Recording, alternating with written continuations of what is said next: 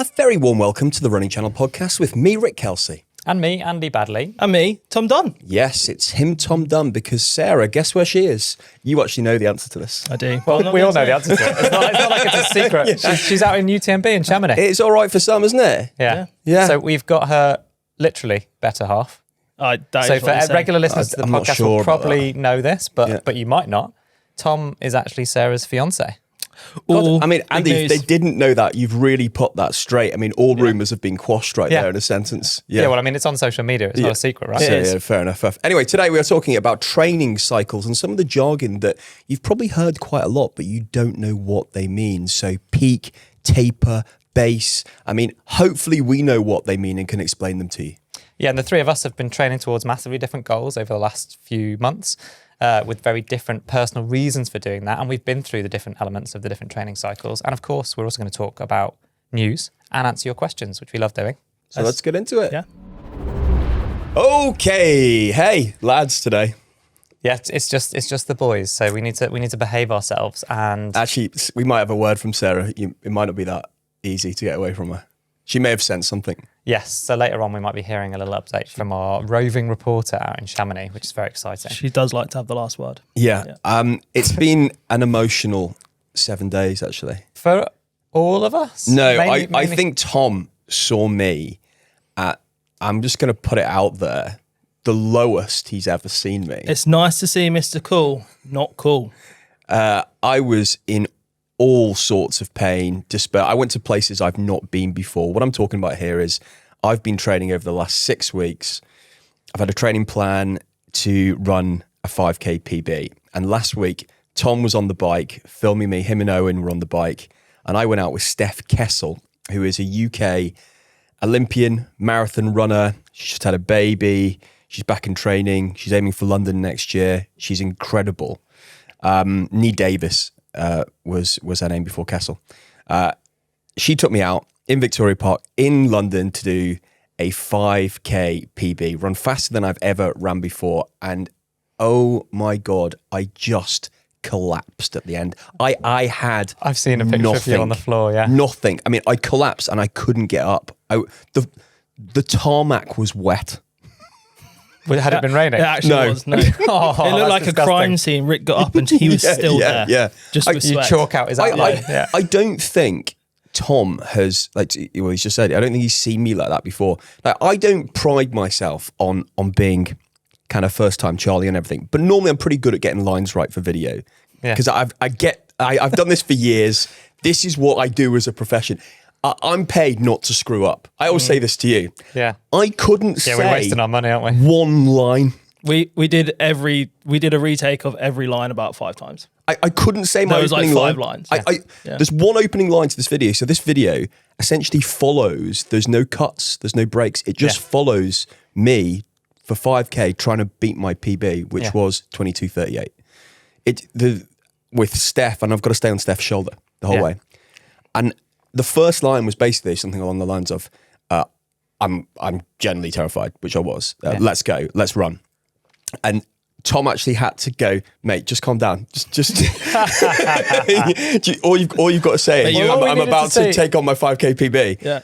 It was pain, like a place that I've not been there before. Yeah. I mean, all we want to see is your lovely personality, mate. It doesn't need to be planned. You could have just, but I think it's nice that everyone gets a little insight that you were so nervous for this. Because one, we talk about you always having one pace at parkrun, right? And you do just go all out every parkrun. And having been to that parkrun, I've seen that you go off at a ridiculous pace. Mm-hmm. So you have the pace in your legs to run faster than your personal best, but you can't normally maintain it throughout the race because you go too fast. This is where the Olympian comes in, right? So Steph was there to stop you from overcooking it in the first kilometre. Can I just say as well, Steph did the best. I had a first row seat, right, to this race, and she was the best pacer I've ever seen. Sorry, Andy. What? You wouldn't have got that PB if she wasn't there. And you'll see in the video, from 3rd K to the 5th K, Rick went through some stuff. But Steph, it was just magic. Suddenly you were gone, and then you were back. And this is the guy who's born motivated, right? So you didn't need motivation. Well, it helped having an Olympian current Olympian, no offense. Hang on, she's no more current Olympian than I am. She's no more current Olympian than I am. All right, yeah, fair enough. You're an Olympian, right? Oh my God, I've just hit a sore point. Yeah. yeah. In fairness, she is, 'cause she could still go to another Olympic. So I know what you mean, but What still did annoying. you say to Owen on the bike that you told me afterwards? Oh, you lost it, mate. You were gone. Yeah. But you were also in the 4K. You were running. Your head was up here. Wasn't it always you've not seen? don't put your hand away from Rick the mic, like this Tom. before on the start line. Yeah. Yeah. Oh, it's mad. How did I lost it on the 4th K, beginning of the 4th K. That's always the toughest bit, the third quarter of any race. I know the fourth out of 4. Yeah. And I just thought, there's no way I can run at this pace for another 2 kilometers. Like, there's just no way I can do it. So she did this incredible trick, and you'll see this. She lost me. So I knew I was off the pace because she pulled ahead. So did you just keep going out of the pace that you need to run regardless? No. This is what Tom's talking about when he talks about incredibly clever pacing. She saw that I was struggling, so she dropped half back over 250 meters. Yeah. So in my mind, I'm like, oh, well, I haven't lost it by quite as much. And you're catching her as well. And I'm kind of catching her here. So it's but it was over 250 meters. Yeah. Another 250 meters, she drops back onto my shoulder again. Yeah. So I've got another half K, so I'm at 3.5 at this point. Yeah. And I'm going, all right, okay. I'm approaching 4K and I'm back on her shoulder. It was just the comfort. And then she pulled me when I was back on her shoulder instead of keeping that pace of being, I don't know, 6 to 8 meters ahead of me. Yeah, and just sort of destroying your... Just destroy, leaving me in the dust. It was very smart pacing. She's a great trainer. And how did it feel? Loads of people I've spoken to in the last few years, so even some of the best athletes in the world over long distances, ultras and marathons, they're like, I'd much rather run a marathon or an ultra than run a 5K. So I'm not saying you would rather run an ultra or a marathon, but how does it feel? But the difference that they're saying is that actually for a marathon, you're not at your red line for certainly the first half of the race. Whereas the 5K, like from the 2nd or 3rd minute, probably you're like, this is my limit. I can't do any more. You've just hit the nail on the head. Yeah. An all out, dirty, filthy 5K in that way. Dirty, filthy 5K. Was harder than running a half marathon. But you are done in 20 minutes. You were having lunch within half an hour. But you're not in that level of pain. Like I was gasping for air. Literally, there was not enough air in East London available to me in those 22 minutes. It's nice of you to have done an honest day's work. Yeah. Well, so let's segue from Rick, because I was buzzing to find out the result. I can't wait to watch the final video. I actually haven't seen any of the footage yet because, it's you out of your comfort zone. And like so many people listening to this podcast will have decided to set themselves a challenge where they're going to hopefully take themselves out of their comfort zone. But it's quite a hard thing to do.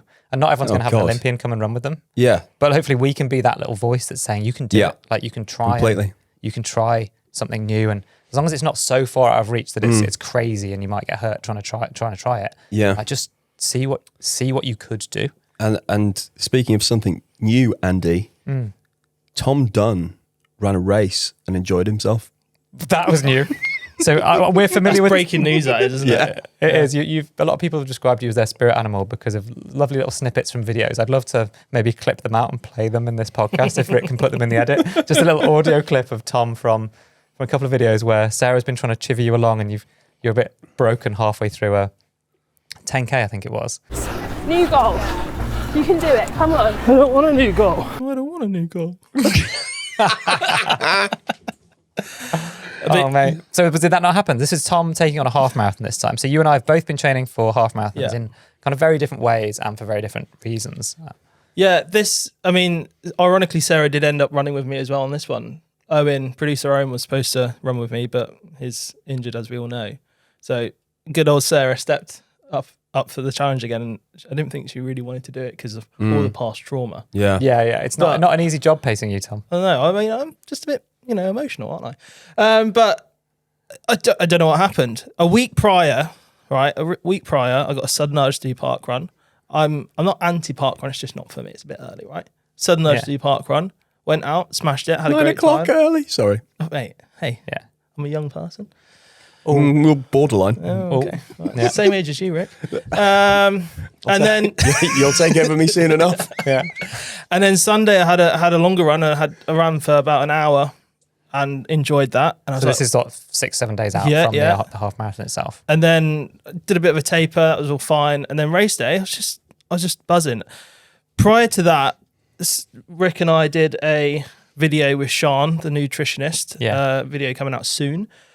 And Is that's this cooking in Rick's kitchen? cooking in Rick's kitchen. But that really changed my... Rick's actual kitchen, by the way. That's not a set. So when everyone gets to watch this video, they can all be in sort of slight envy of Rick's beautiful kitchen. Yeah. Because much like the rest of his house, you wouldn't know that Rick lives with any people, including children. Well, you wouldn't And know that that is anyone... permanent the state of his house. It's like beautiful minimalism. Everything has a place. Yeah. It's all the way in cupboards. Yeah. They do live there. And a just in the homage. cellar. Yeah, I was going to say it's all the way in cupboards, including the children. And you could mistake it for a museum of the royal family as well. Oh yes, that's true. Yeah. But yeah, so we had like, I just think things fell into place. I don't know what happened, but my mentality was like I was hyped to actually run. I never feel like that. Something's changed there, and I still have that hype.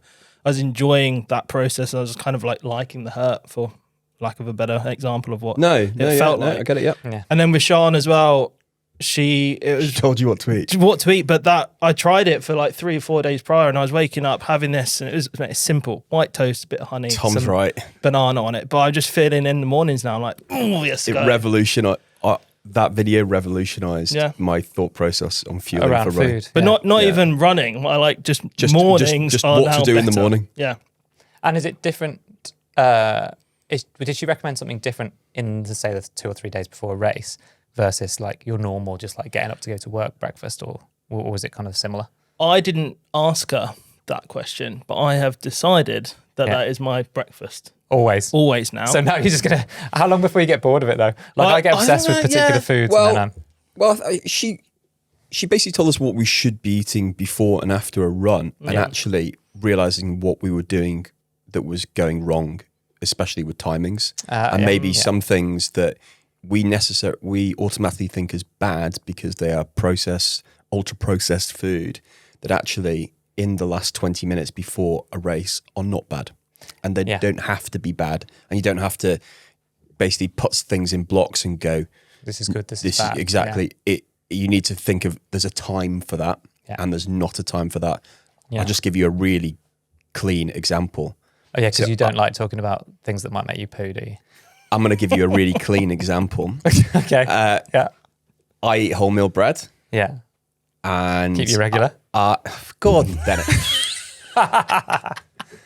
And I have kefir yogurt. That's basically what I have for breakfast. So, and she's like, well, that's all great, but if you're going for a run, you probably don't want to be having wholemeal before you run. You want to have something white, or you want to have a bagel. Yeah. Because that will give you the energy you need to go out. But the wholemeal bread, that's great.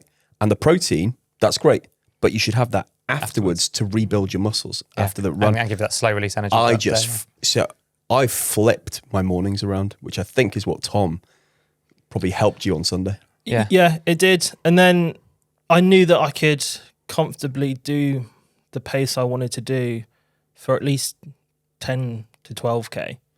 And so you could get to halfway without I could get to halfway. And I ended up, a big thing for me actually isn't about the pace here. I set myself a goal. It was sub 2:30. I came in just ahead of, just past that, which was a shame, but it was still a big PB for me. But you should have done Rick's tip and aim for 2:35. I should, maybe, yeah. That's it, mate. But the big thing for me was actually just continuously running for that amount of time. I am a terrible runner in the sense that I love walking. Any excuse to walk, I will press the button. It's not terrible. We would definitely like advocate the Jeffing method sometimes. True. So walk, run can actually help people a lot. But it's something that I can't get out of it. I love to, as soon as it gets a little bit hard, let's just have a little walk. Yeah. Do you think there's a difference between going in with the plan of like, I'm going to run 5K, walk a bit or whatever, where you feel like that's part of the strategy versus you're saying you almost go in thinking, I don't want to walk. Yeah. But then your brain switches you to like, I just want to walk now. Yeah. And then you feel like you've let yourself down. Yeah. And it's horrible. And also when I like to cut things a bit fine. So the margins were quite small. So as soon as I run, that's that PB out the window sort of thing. But I managed 18K of running without walking, and I only walked for about That's 30, amazing, mate. 30 That's seconds amazing. in total. Can't wait to see that vid. Yeah. Yeah, and we're actually going to do a deep dive into Tom's full experience of that half marathon in audio format for the Club podcast, the special exclusive episode of the Club podcast that you can get if you sign up to be a member of the Running Channel Club. You can get it in all of your regular podcast feeds. And last week's episode was, what was it, Rick? Yeah, last week's was Andy's Newark half recap, pacing, pain and lessons learned. Oh, I learned a lot of lessons. And How are your legs? I had a lot of pain. Well, funnily enough, my legs are just about recovering, but that segues nicely into today's topic, which is the various different phases of training. I don't know whether you'd call them cycles, macro cycles, micro cycles, all that sort of stuff. But what phases should you go through in your training block? Whether you know that you're doing these training phases or not, these are what a training program is likely to be broken down into and why each phase is important. And some of them blur together, so they might not be completely distinct from one another. Yeah, so we're going to talk about 6 different training phases today. So transition, base phase, prep phase, peak training phase, and then kind of Taper and then race. taper and race day. But, you know, like Andy says, they do merge a lot. And I think in the transition phase, to kind of kick things off, that marks the beginning and kind of like the acceptance that you're going to take on a challenge. So it might last 1 to 2 weeks, and it's about prepping for what you're about to do. And making sure that you're refreshed and recovered from what you've done previously. Now, I think many people will merge this, Andy, won't they? The transition phase into starting that base. That build-up phase. Build-up phase of training. Yeah. So you kind of, it's an area where you can figure out where you're at and where you need to go to. Yeah, the distinction for me, I'm definitely in the transition phase now. I did the half marathon at this point, it's like 10 days ago. And that was a very clear end of like that training block. But then that day of my half marathon, I think was 16 weeks until my marathon. And so I've taken this 2-week period, I had a week off completely. Yeah. Because both mentally and physically, I was just a bit broken by a summer of trying to kind of work, holiday and train, then the race itself. So I needed a week to just mentally refresh myself. And then I've started running again very easy for this next week. So that's my 2-week transition phase from half marathon end of block through to then starting building up to my marathon again. So that's what I'm using it for, is to like just feel like in those first few days post half marathon, I didn't want to run. I had that sort of post-race blues, and I was just a bit like, I'm a bit mentally crushed. I know what you mean. But I suppose if you're doing a summer in Ibiza, your transition phase could last 3 months. Well, you guys probably in a transition phase now, whether you know what is coming next or not. But you finished your 5K block. Tom's finished his half marathon, and you've got to pick up and go on for something bigger and longer, haven't you, Tom? Yeah, and now I like running as well. I'm actually finding that quite hard. Like, I want to go out for a run. I did run yesterday. Yeah. But it wasn't, a very hard run. It was a nice, easier run. But yeah, I'm training for an ultra next, so I need to actually figure out how to do that and what to do next, and it's quite scary actually. Yeah, and the important thing about that transition phase is it's not just a throwaway thing. Actually, having 1 or 2 weeks to like give yourself a break mentally and physically is really, really important. So don't hit one big goal and then keep training really hard. You can't sustain that all year. And this is why we need to break stuff up. So giving yourself that 1 to 2 week period to like regroup mentally and physically is so important. And when you moved on to the build or the base phase, I mean, this is probably the area that can last weeks or potentially even months. Yeah, depending on what you're starting. Yeah, for many people, it will mean using the 10% rule, which is increasing your mileage by 10% weekly. However, there might be gaps for that. It's also the area where you incorporate your big long runs and kind of focus your week around your long runs, and maybe also build in strides. And definitely for me would be incorporating those. Make sure you do that strength and conditioning work a couple of times a week. Doesn't have to be at a gym, but it can be at home. But this phase can last for ages, Andy, can't it? Yeah, the build up, basically what you're doing here is you've come out of the back of your transition phase. You're then like, right, I need to get from here, point A, where I am right now. So like, what's my baseline fitness to then be able to run either race pace or race distance at the end of ultimately the full training block. And so you're starting off kind of, right, I'm here, I need to get to there. But you can't, if you were starting your longest run in the last few months has been 10K, and ultimately you're going to be running a marathon, you can't just all of a sudden go and run 30K as your long run on a Sunday.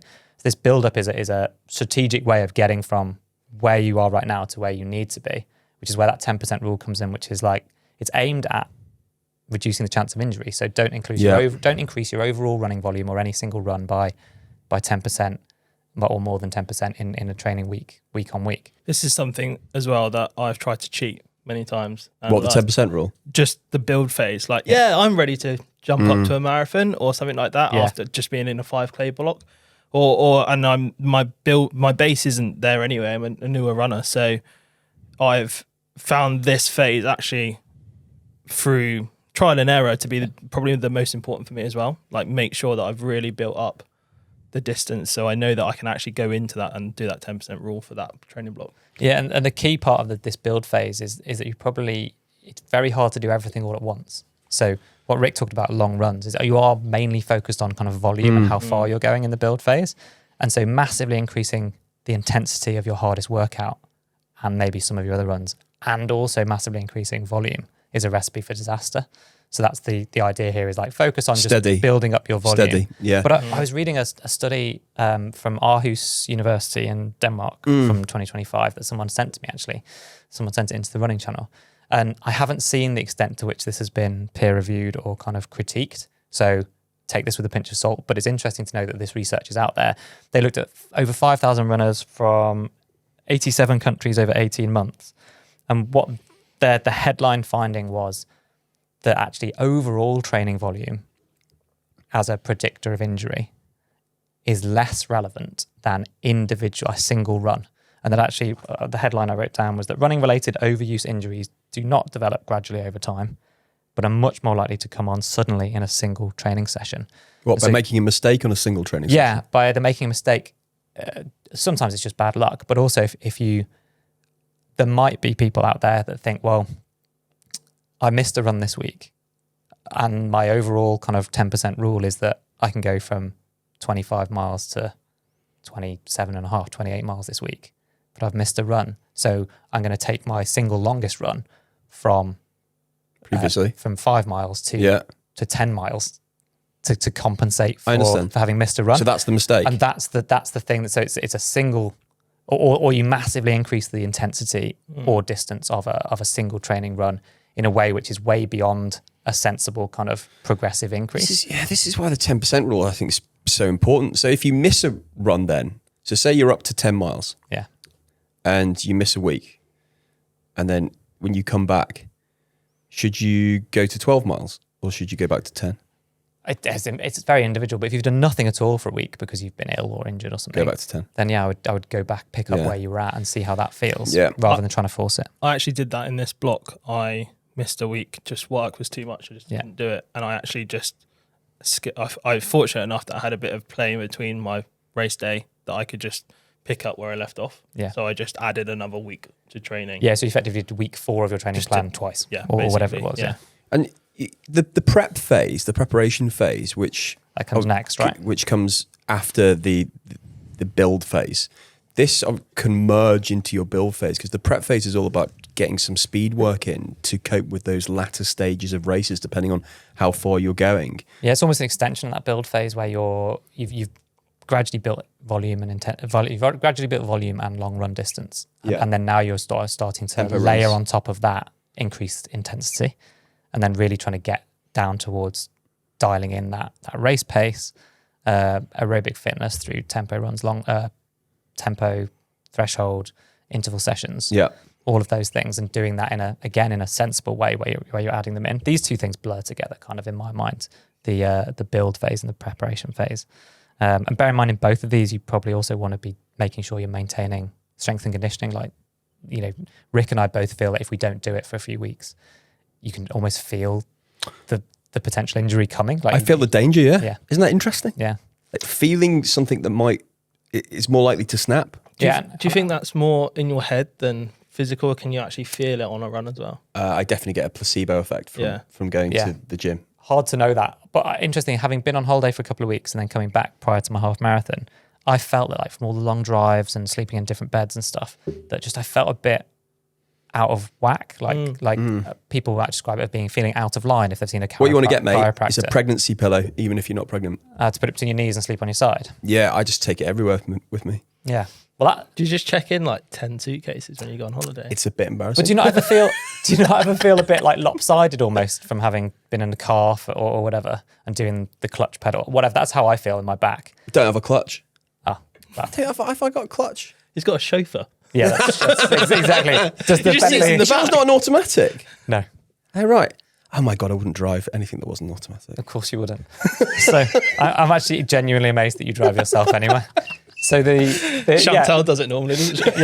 yeah, exactly. He says drive. He means be driven.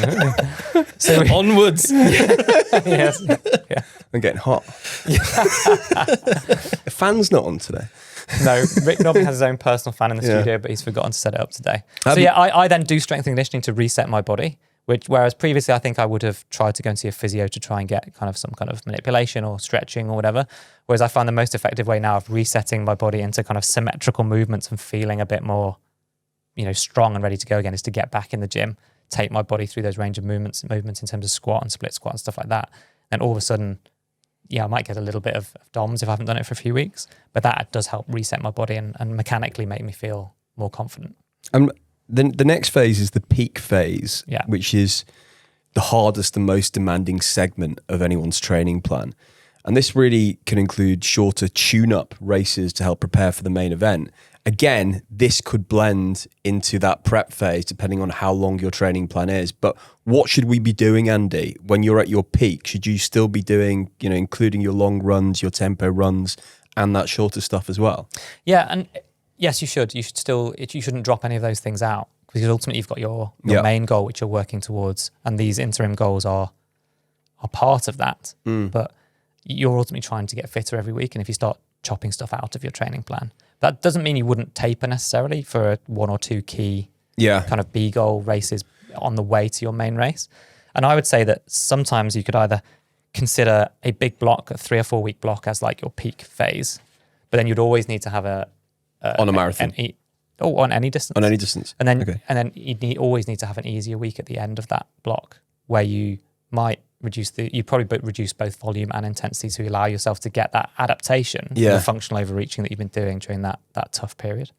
So you're increasing the intensity of the workouts throughout the peak phase. Yeah. But that end, those 4 different phases there, that's the end of your kind of training block. Because the taper phase for me is kind of like I've done the hard work. Yeah.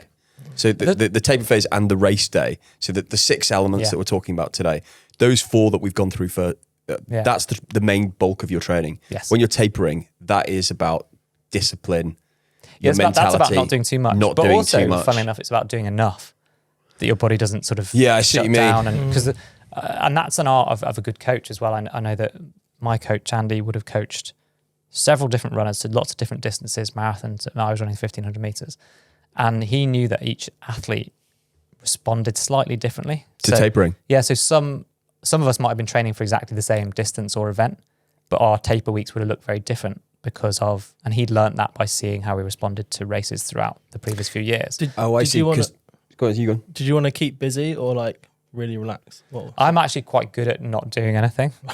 So I quite enjoyed. I've worked for you I didn't 7 years. Yeah, brilliant. I didn't get the itch to do more.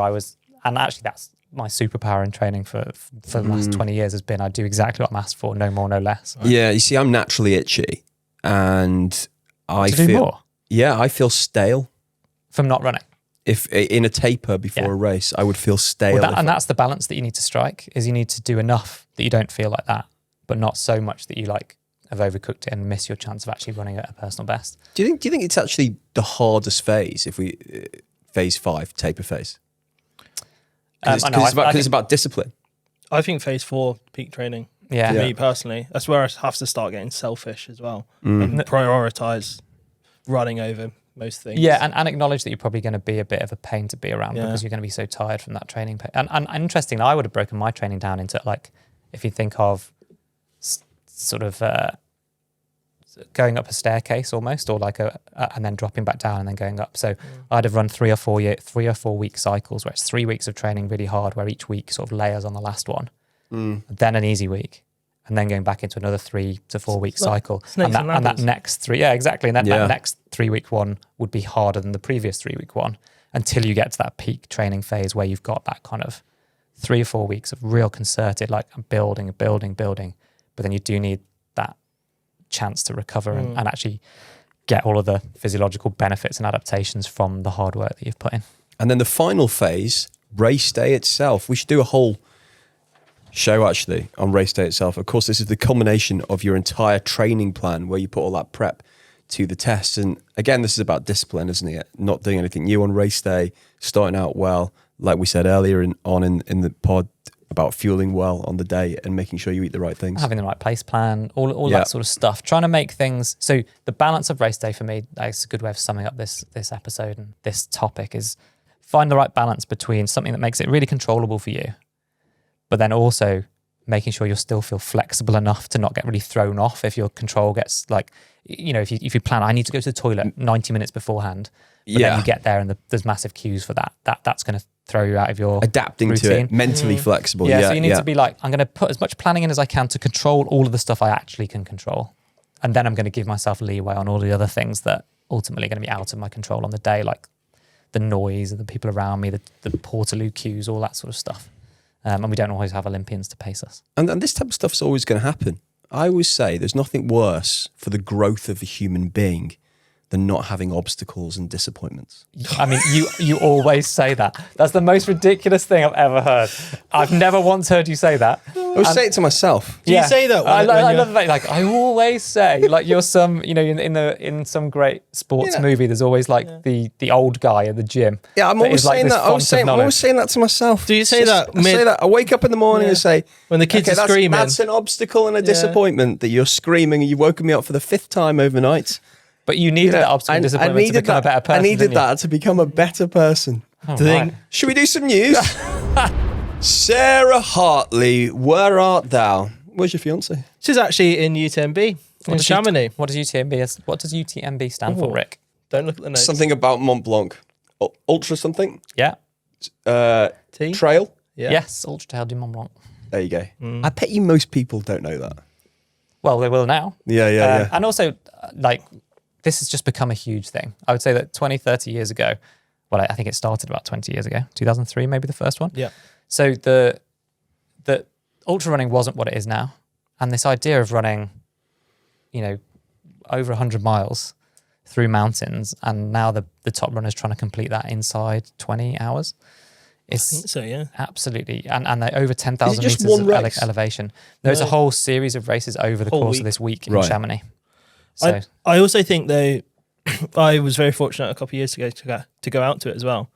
And Chamonix is beautiful as well. It is. You're in the mountains. You can get cable cars up to the glacier for Mont Blanc on the Agru de Midi, I think it is. But they take over Chamonix, and everyone there, the locals, love it as well. And everything is around the races. So it is even as a spectator, it's a great holiday because you can just go and hang out. One of the coolest things I've seen is so live streaming anything is hard work. They live stream this 106 mile, 176 kilometer event. You can watch the lead group and various different people. That's one race. Yes, that's I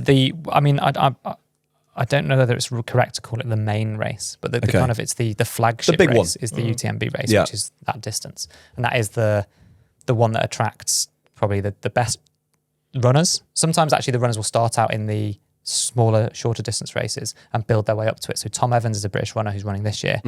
He, I want to say, won or placed really highly in the CCC, which is like one of the other distance races in the last few years. And then he didn't finish last year in the UTMB, the big race. And so he's come back for kind of to try and get a bit of vindication this year. I mean, it's 10,000 meters of elevation. Yeah. But that's what I was going to say about the live stream is that sometimes you can see if you watch the feed and then you watch the terrain that they're running on and you realize that someone is holding that camera and running behind the runner who is running at 5-minute kilometers. Or how fit are they? Why aren't they taking part in the race? Well, I mean, they must have a relay team of those guys. They've got to hold something as well. They're quite big cameras as well. It's not like they're doing it on a GoPro. Well, actually, some of them are. A lot of the stuff is GoPros, but they've got a big rucksack on. Okay. And what live? So they've got a broadcast rucksack on with antennas coming out of it and batteries and everything like that to a GoPro or to a camera or to something on a gimbal. Yeah. And they are literally in full race kit running, first place lead pace race for, say, 5K at a time or a bit less. And then they're just camera people. They're just, they're obviously very good runners. I was going to say, A lot of these people are very accomplished trail runners in their own right. I bet they do it and they're like, you know what, I might give that a crack next year. But for 100 miles, the team just to live stream it is massive, and it is a really cool. I'm gonna have to watch that. That sounds so cool. And you have to make it to the start. To make it to the start line, you have to qualify by doing a series of races and scoring points and so on. Yeah. Do you need stones? Is that what it is? I actually don't know whether they're called stones. No. Oh yeah, at least one running stone. Yeah. Running stones are accumulated by competing in World Series races, and they improve your odds in the lottery of getting in. So, yeah, it goes through 3 countries: France, Italy, Switzerland. It's a 46.5-hour cut-off. Get your passport stamped 3 times? No, you don't. No, I don't think you have to go You through don't. customs. Could you imagine? Yeah. Is that under 100 mil? Oh, Yeah. no. Yeah, So- imagine. All soft passive liquid have to be. Yeah. Shall we find out how she's getting on? Sarah Hartley, how are you? Hello, I am over here in Chamonix. I'm so sad not to be in the studio, I think, but I'm sure you're having a wonderful time without me, and Tom is keeping my seat warm. Out in Chamonix, it is absolutely amazing. There have been races on every single day, and this year I think it's going to be interesting for a number of reasons. Number one, we've got Courtney Dauwalter racing, which is going to be incredible to follow, and Tom Evans, who's also a favourite from the UK, but also the weather. For the last 5 years, UTMB has been this beautiful, sunny, mountainous summer race. This year, as you can see behind me, if you're watching this on YouTube, we've got a complete whiteout. Cold weather kit has been activated for all athletes in OCC, CCC and UTMB itself, so 50k all the way up to the 100 milers. And I'm not going to lie, up in the mountains it's going to be cold and wet. I'll be out there watching it, filming it, so I'm chucking on all of my layers, and I think it's going to be a very interesting race. So let's see what happens. Back to the studio. There you go. She's fine. Yeah, having a great time. God. We're not jealous at all. While I'm at home looking after our dog alone. Are you all right, Tom? No. Yeah, okay. Well, the most important thing is that if you love UTMB, you'll know all about this already. If you don't and don't know that much about it, we'd encourage you to go and seek out coverage, because this podcast goes live on Saturday morning, whilst the race will be ongoing. So you can go and just, I won't be sitting there for 20 hours watching the live stream, but I will be checking in and out and seeing exactly what's happening. It's really exciting and obviously beautiful as well. Okie dokie. Should we do some questions? Maya from Austria. Hi, my name is Maya, and I wanted to start by saying a huge thank you. I'm a mum to a 5-year-old, a full-time student, and life is pretty challenging at the moment. Your channel's been essential for my sanity. Isn't that nice to hear? That is nice. Probably the main cause for my difficulty with my sanity, but What are you saying about me? I have to come and speak to you every week. Yeah. So Maya runs 60 to 80 kilometers a month. She gets that around about 3 times a week. And the routine has really helped her stay grounded during a difficult period, which leads to her question. On days when I'm emotionally drained, whether it's a tough day at university, an argument with my partner, or a tantrum with my son, my runs feel incredibly hard and slow. On the other hand, when I'm happy and feeling good, I run fast. I feel like I could go on forever. I'm curious as to why this is. I always had the impression that running on anger could make you faster, but for me, it seems to have the opposite effect. Discuss. I have a take on this. I think that you have a hormonal response to everything. So and an energy response or an energy requirement. So if you're just working all day, then you're more tired by the end of the day. And if you've gone through stressful situations, whatever they are, then depending on how soon afterwards you're then exercising, then you're just drained by it. So it's an extra thing for you to have to think about, to make decisions about, to be worried about. Plus you fuel for your runs, you eat your regular meals, and then you go to work and all that sort of stuff. So adding that on top of it, I think if you go out when you're still angry, like it's just happened, you've got the adrenaline, that's when people can kind of channel that into running faster and feeling better. But otherwise, you're just exhausted by it. Yeah, I agree. I have to be very mentally stable to go for a run. Yeah. So if I know that I'm going to have a big day, that's actually when I prioritize a run in the morning. Get it out of the way first. You can't be stressed if you're doing that as your first task. Yeah, and I would argue actually that makes you slightly more mentally resilient during the day, because you've done this thing, you've had that sense of accomplishment and enjoyment, and as long as it hasn't completely wiped you out in terms of your tiredness, you're then actually set up for the day to deal with stuff that gets thrown at your way. How could she put herself in a better position though, so she could run better? So, because she says she's going into the runs and she's finding it more hard and slow.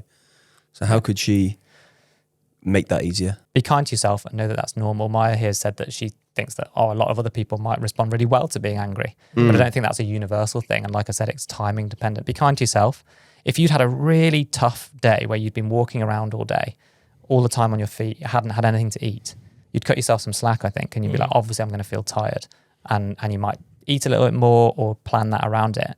This is the same. If you've had something that's taken your energy during the day, like an argument or stresses, then remember that's the same thing. So just be kind to yourself and don't beat yourself up that your pace is a bit slower or you feel a bit rubbish. Yeah, because stress is actually, it's not just a mental thing, is it? It is an attack on your nervous system. Yeah. So it is a physical thing as well. So remember that as well.